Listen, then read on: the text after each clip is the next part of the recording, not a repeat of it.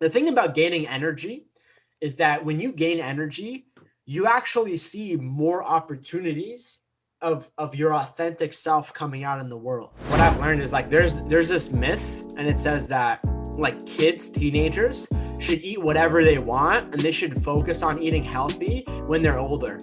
That's literally the worst thing you can say, because the reality is like right now your brain is literally in the process of growing. Like, you want to start as early as possible, and so kids should literally be eating the healthiest out of all of us. But yeah, I mean it's a major issue, and sugar is the biggest anxiety drug.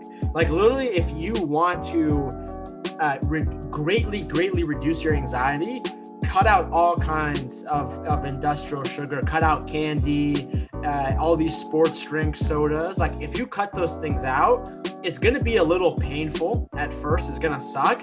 But once you do, you're going to thank yourself, because you're like, for me, when I started to eat healthy, I felt like my brain turned on for the first time in my entire life. And then all of a sudden, the thing about gaining energy is that when you gain energy, you actually see more opportunities of your authentic self coming out in the world, because you need to have the energy to be yourself. Like nobody talks about that, but like it requires energy for you to be your authentic self. And food is the biggest, it's like the easiest thing that you can do, like at the bottom of the list to like check off that list, and then you can get into like more complicated things, you know? And so I totally agree. And so besides like looking for certain diets that might work for each person, you say that everyone should like try to cut off industrial sugars in order to like anything industrial, not just sugar, anything industrial. Like I would rather consume industrial sugar than I would consume artificial chemicals. Because I mean, if you eat sugar, I mean, there's a lot of different like biological mechanisms that happen. You know, one of them is like when you eat sugar, your blood glucose level goes up.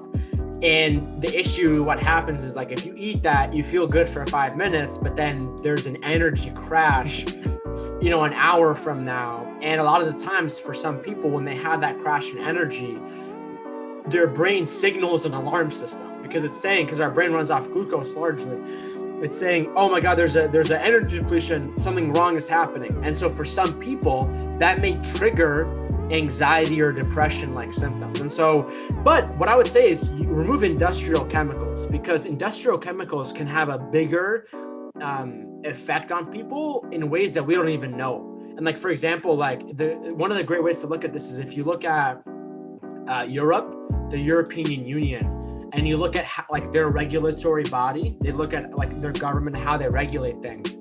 The European Union has banned over like 500 ingredients that are still being used every single day in America and Mexico. And the worst part about it is it's literally the same exact companies.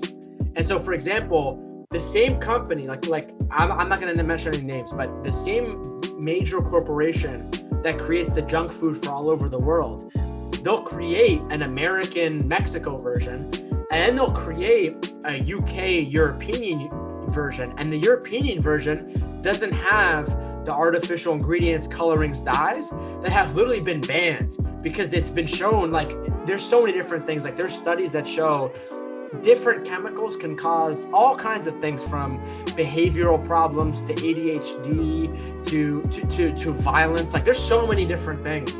And so what I would say is step one is just remove all artificial chemicals, not just sugar. So really anything that comes in a bag, in a box, or when you look at the ingredients list, it has stuff that you don't recognize.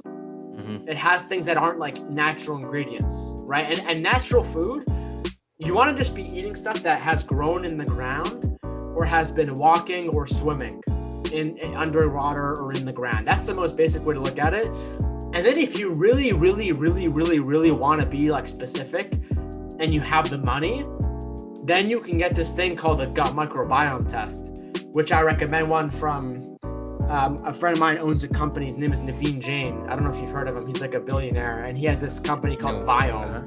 Viome. And what you can do is you can actually get your body tested. And so they actually test it through your poop and through your blood and through your saliva. And they test your bacteria and they actually know what's happening in your gut. And so I did it. And then that gets like way more hyper specific. Like it literally tells you like, hey, don't eat this food because this can trigger that. Like that's if you want to do it. So yeah, the technology exists. You can, be broad or be specific, but I personally don't agree with what I would say like extreme diets. Yes. People, so I think, again, like I think everyone has their own take on it, but I think things that aren't as extreme are better.